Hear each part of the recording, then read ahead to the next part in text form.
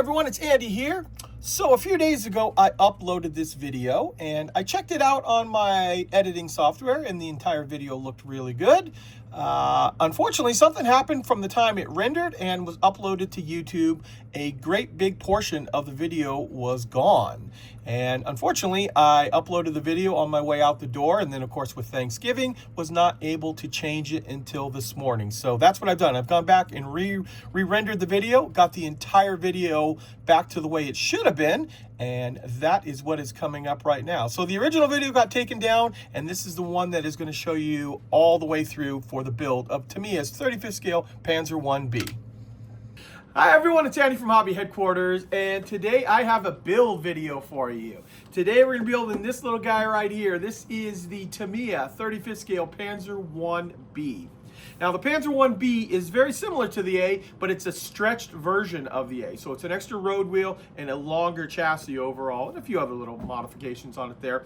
But this is 100% brand new tooling on this. In fact, I just did a preview video just recently. If you want to see the sprues close up, you can go back and take a look at that. But today we're going to start building it here. And hopefully, in the very, very near future, I'm also going to build this one up right here. This is Takom's 35th scale Panzer I B. And I kind of want to do a build on this, and then very soon, it's a very busy time of the year, then do a build on this and do a side-by-side comparison for you guys so you can see what the differences are between the two kits. Because Takom has made some leaps and bounds on quality, and this is very nice looking inside as well. But today, we're going to work on this guy right here. So let's get started.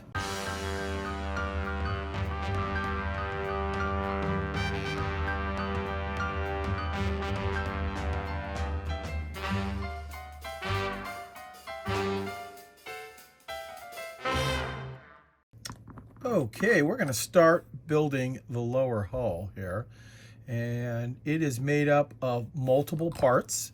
And that is so they can get the detail very, very nice on all those little side parts here. They also have this unusual piece here. These are sticking out and actually part of the very lower hull. Something a little bit different than you might find, but you can see right off, look how well that fits together.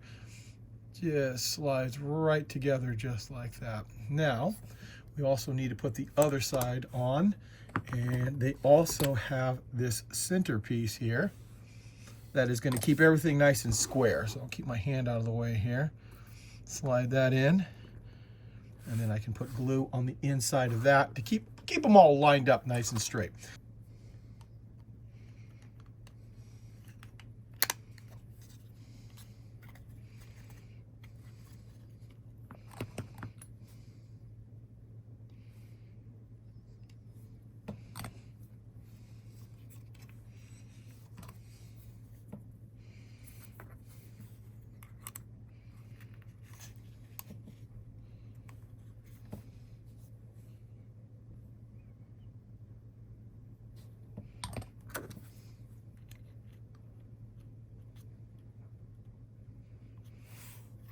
Okay, so we have the main portion of the lower hull done. Now we need to put the little final drive covers on, and inside of those there is going to be a poly cap that is going to slide right in there. We don't want to glue that into place, and then we can go ahead and glue those on right to the front here. They just need to be spun into place, and that way when we put the drive sprocket on, the drive sprocket will actually rotate very easily. So I'm going to get both of those glued into place right now.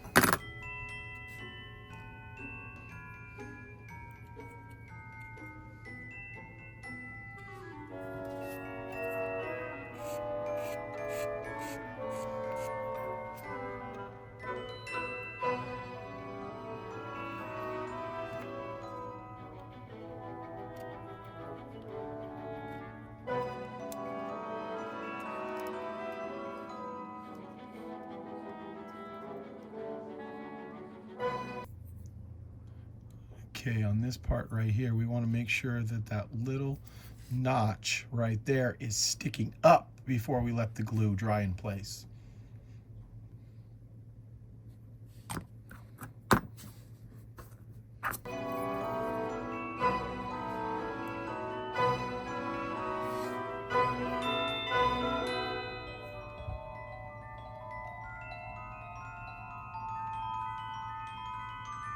Okay, I've just gone ahead and attached the tow hitch back here, and there's a little groove on the bottom of the tow hitch, which you probably can't see now, and then that corresponds with that little slot that needs to be pointing up. If not, the bar will bend. Also, I've put the rear light on here. Unfortunately, I was originally going to put the smaller, earlier type light on there, but it is super tiny. I mean very tiny, and maybe about a sixth the size of what you see right there, and it popped off my tweezers and I cannot find it. I've torn the place apart, not there anymore. So this one is going to have the later time period light on the back. Not a big deal. Now we can move on to the road wheel assemblies. So you cut the rubber part off, and there's a little bump on each one. So I just like to run it over some sandpaper lightly, just to make sure that it's going to be smooth. So when we put the inside of the road wheel in here, and then we sandwich it between the other side like this, that they'll line up nice and smooth right there. And of course, I'll go ahead and cement all of that in there. So we need to make 2 of this particular road wheel, and then there is an alternate version for the other 8 for the back road, the other road wheel. This is the very front road wheel that has the spring on it. So let me put this glued together and get both sides done. Also, I've glued in the little peg right here for the drive sprocket. So that long peg is going to go right inside that poly cap, which we can go ahead and push that in just like that, but it'll still spin. Okay, I'm working on the road wheels for the other 4 basically on each side, and they go together exactly the way that first one I just showed you. There's that little barb on each side. It's part of the way it's molded to the rail, so you have to cut that off completely. So what I'm doing is, after I've cut them off, which all of these have been cut, I like to just go over it just with a flat sanding stick and just lightly rub my finger evenly across there, and that will get rid of that little barb on each side. And then, yeah, I see that little piece just flakes right off right there. And that way, when we sandwich it together, you won't have any bulge in there. Then what I've done also too is, once you get it on, which I've glued this one on right here, it's just go around the entire wheel with a sanding stick to get rid of that seam there. So I've got 8 of these road wheels to work on. Let me finish all of these and I'll glue those into place next. Okay, I've got one side of the suspension built up here, and now I'm going to show how it goes together on the other. So the first thing we need to do is to attach the return rollers up on top here, and the very back return roller is a special one that's got a little bump sticking out of it there, and that is to help you line up the tracks. So you can see it right up on top there, and then the rest of them are just standard. Yeah, you need that little tiny piece on top there to catch the track and get it to line up, so it'll make it easier to assemble later on.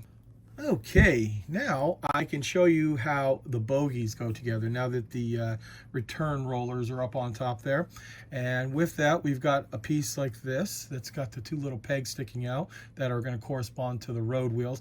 I should point out too, you have to be very careful with the road wheels because they are a little finicky actually. There is a little burr inside that is actually molded in there on purpose, and it's to get the 2 sides to line up, and you just got to adjust it a little bit. It's not impossible or obviously or anything really difficult. I just found I thought it would be easier just if the 2 sides would have snapped together, I was expecting. So just keep that in mind when you're going to put them together. So with this, we need to just slide 2 road wheels on just like that over the hubs. A small amount of cement. Honestly, it doesn't really matter because these are not going to rotate at all. We don't need them to spin, and then we just need to put the outer piece on like this. So what I'm going to do is I'm going to go ahead and build up the second one right now, and then I'm going to show you the actual specific way that needs to go on to the actual chassis so you do them in the right direction. Okay, now I'm going to show you these bogies going on, and there's a specific direction they need to go. In fact, if you see this little top piece right here, kind of think of it as an arrow. It points towards the middle. So once you get that on, it'll slide into place. And then when you go to put the other one on, you need to make sure that the arrow goes the other direction. So they kind of like face each other. It's really kind of hard to put them on backwards because there's a notch inside there that only lets you put it on the one way. But initially you might look at it and go, oh, why is this not looking right? So once you slide them all the way into place, you need to push them kind of firmly to get them on. Touch of cement here and here, and then we can attach this outer brace just like that. And then finally, a little touch of cement and the idler wheel will go on. And there you go. You have one built up side of the Panzer I suspension. Okay, next up is assembling the tracks. Now, the tracks in this kit are long links of track, which go on the top and bottom, and then some two tracks at a time. So not really individual links, but close to it here. They are very, very tiny, as you can see here by the sizes here. And the connection points, which I can show you actually on the track themselves, is quite a big attachment point, and very difficult to get the cutters in there. But once you find a nice little rhythm, I came at it obviously following the same angle of the track, and if you're careful, you get inside there, and then you might have to just do a little cleanup with an X-Acto knife just by getting in there and just cleaning out that little burr on it there. But once again, not impossible, but it is going to take you a little bit of time to cut all of this out and then clean it up. So here's the long link for the bottom of the track, and then of course these are the curves, and I've already cut out and sanded off the little burrs on all the two-pack there of track links. So let's go ahead, flip this around, and we'll put this on a little bit of a stand here and show you basically how the tracks are going to go on here. First things first is making sure the tracks are going in the correct direction. And in this case, the point actually goes towards the back of the vehicle. So on your drive sprocket, you want to have it look like that. And then it's a matter of lining it up with that little barb on there so that the track kind of lines up right in the middle or close to the middle of the idler, and like on one of the first full teeth that it would grab for the drive sprocket. What I'll do is I'll go ahead and glue those into place, and then it's a matter of just stacking the tracks slowly down the back of the vehicle.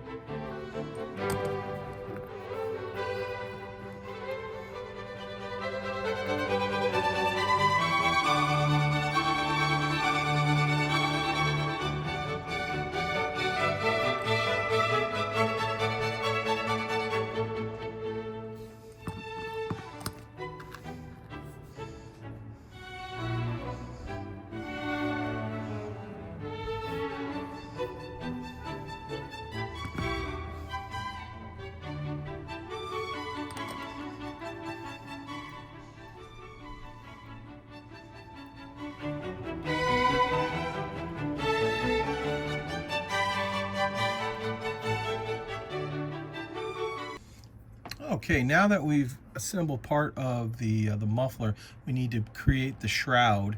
And Tamiya gives you this little jig right here that these little prongs are going to fit right into. And with that, we should be able to, because this metal is very soft, bend it around here. And then on the other side is this piece that we should be able to take this, pinch it together like that. That should create the form that we need. See if we can get it out of here now. Nope, there it comes. And then it should fit right around in here, which I'll put that on and super glue it into place, and then I'll attach this whole piece onto the back of the tank. Okay, I've gone ahead and glued the back on, like I said, and I've also attached a few other little parts here and there. And of course, the biggest change you're probably noticing right now is that it's a lighter color gray, and that is because I went and sprayed the vehicle over with some Mr. Surfacer 1000 just to see if there's any little touch-up or repair I need to do somewhere on the vehicle. Looking pretty good right now. Just some little minor things I need to clean up. Left the rest of the tools off. These basic ones I think I can paint in place, and some of these other big holes are stuff that we'll put on in a minute. But now it is time to start working on the turret. Okay, now it's time to put the little doors on the little fronts here where the machine guns are. I just installed the machine guns themselves, the MG34s, and now I just need to put these into place right here, and they're very, very tiny little doors, but fit is pretty good. There we go. That one just went into place there, and you can see, whoop, this hasn't set up yet. We got to make sure that those dry straight. So I'll let them stay down here on the base in the right position and let that dry for a little while. But I wanted to make sure the doors fit on before I let those machine guns fully dry. Okay, while that dries, we can go ahead and start to assemble the bottom of the turret here. That's the next step. This will fit right in just like that. Simple enough. And now, while that is still drying, I'm going to go ahead and put these little armored doors on the side here of each, just 4 of them going around. And there's also one other little part that fits right up on top here. I'm going to glue those 5 pieces into place right now. Pretty simple. And then we should be able to install the guns. Okay, now I get to apply these really tiny little lift hooks. Just like that, with a little bit of cement. There are 3 up on top, and they drop right into place. Hopefully you can see that. They're very, very small and probably pretty easy to lose, so I'm being super careful as I put those on. Once I get the last one of those on, I can go ahead and glue the hatch on, just like this. It'll pop right into place there, but I got to get that one more little lifting hook for the top of the turret on there. Okay, here it is, guys. Here is the built up model. All of the tools, or just about all of the tools, are in place. The one thing I didn't glue on yet, but I wanted to show you what it looks like, is this front cable here. It is very cool the way they designed it. It's even got a little bit of a sag to it already. And 3 big holes, which you guys probably saw during the build process of how it fits on there. But it looks really cool. And there also are 2 other little end pieces of the cable that we need to glue on separately as well. But I have those aside in the box. But I wanted to just show you the overall look of the vehicle. It is all sprayed in Mr. Surfacer primer. I think it sticks out better on camera too. I did scrape a little bit off here. We had a few little areas that got filled in by some Mr. Surfacer, but it scrapes easily off of the metal pieces. So when we finally paint it, we won't have any of those little openings filled in with paint. So overall, let's talk about the build itself. It's a very tiny kit, as you can imagine. So being that, and that's not a fault of Tamiya's or anything, it's 35th scale Panzer I. There are some fiddly parts to it because it is tiny right there. So keep that in mind when you go to build it, that it's, you would have thought this would have been super easy, and most of it is, but there's just some of the things that are just difficult to hold because of the size of the parts. But as you can see, it builds up into a nice model. It's got nice shape of those tracks there. So overall, a very nice kit. Okay, so now that we've got it built, let's go ahead and paint it. Because I've already put the gray on here, we're going to use that as partially for our shadow coat. So I'm going to take some black paint and outline all of the edges, like we've done on many other ones, to create the shadow coat. And then when we put the gray on, we should hopefully get a nice kind of two-tone effect of the paint fading. And then we can go ahead and decal it.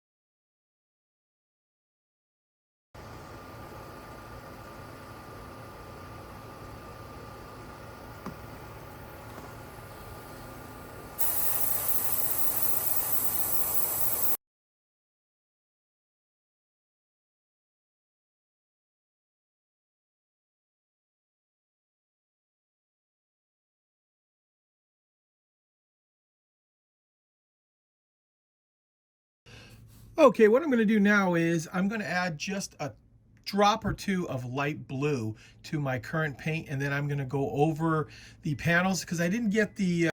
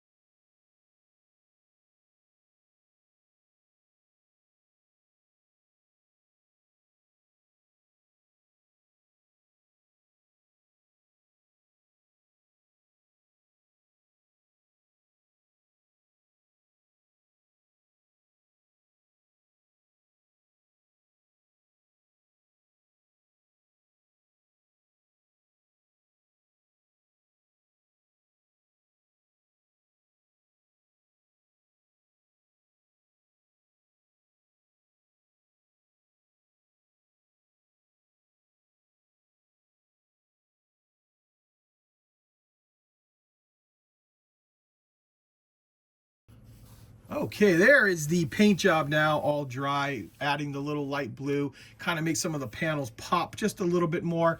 I'm looking at the camera at the same time as you guys are, and it's actually a little more subtle in person than it is on the camera. I know these look kind of bright right here, but in person, they're actually more like the way it looks right there. Kind of all blends right together. I've also added a little bit of wood color to the couple of little wood items on there. And now I'm going to go ahead and put the decals on. I'm going to use the 504 with the standard German cross on it there. And we're going to take care of those.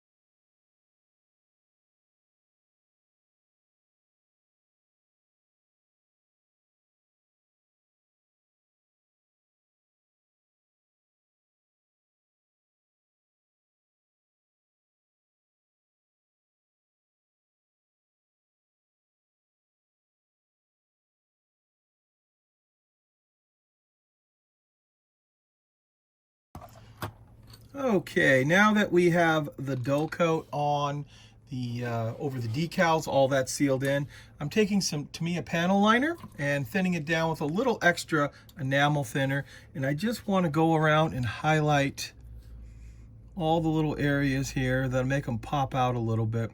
Now it goes on a little bit dark, but once this dries, it'll blend right into it there. And then once we get done with that, we're going to put some dirt coat on it, which right now I'll go over the whole vehicle. Any of these like little hinges, especially things like this that'll make it pop out, like these leaf springs. Hopefully you can see right away all of that begins to pop. You can see all the definition in those pieces.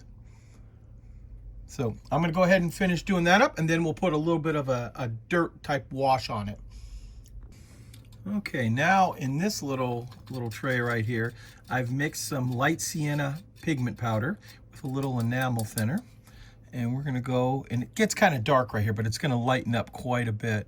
And just some of the little areas in here, we want to put a little bit of like accumulated dirt. And you'll be surprised, it doesn't show up very well right now, but when it dries, it really pops out. And I'm going to go and put it on a few areas here and there. In fact, what I'm going to do is I'm going to show you this. This is what it looks like actually when it dries. And I can show you now, once it dries, you can take a big flat brush like this and kind of just go over it a little bit, knock off some of the excess, and you will be left with just little dirt stains all over the vehicle. So I'm going to go ahead and put that layer of dirt and wash on parts of the upper part of the vehicle and also on the tracks. We want to create like a dusty, dirty track on there as well.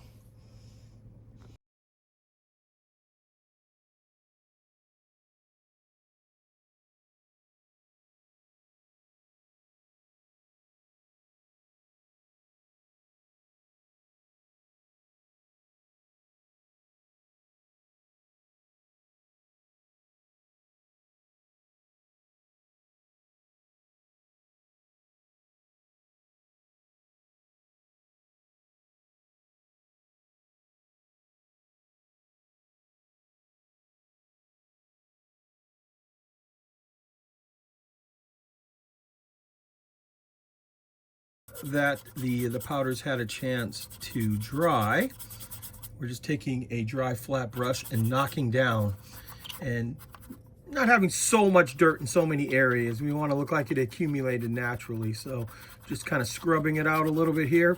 It'll take off any of the excess that we don't want. Okay, there you go, guys. There it is. There is the completed model of Tamiya's 35th scale Panzer I B. Now, as I said throughout the build, there are very tiny parts on this kit, obviously. It's a small kit in real life. You compare it to the size of my hand right here. It's pretty tiny. But overall, went together really well. If you can get over the tiny little parts, as long as you don't lose any, which I did end up losing 2 little parts, but I was able to actually replace. Not a huge deal. Just disappeared into the carpet, so to speak. But small thing on that. So my next project, very soon, not immediate, is I want to try to build the TACOM 35th scale Panzer I B, the exact same model as this, and kind of do a side-by-side comparison, because looking at that kit, it looks to be a beautiful kit as well, and kind of want to show you guys side-by-side how they match up to each other. That's going to take a little bit of time. It's busy with the move for the new warehouse, and then of course Christmas time.